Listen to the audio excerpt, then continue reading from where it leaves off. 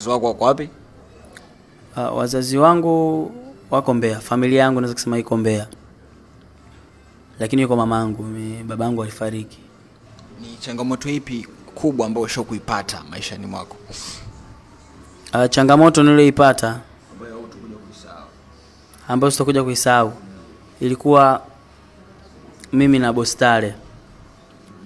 Ilikuwa tulikuwa ujue boss alikuwa ananiona mimi, unajua kuna kipindi nilikuwa nasubiri nataka kutoa ngoma, sikujua kwamba wanataka nikomae.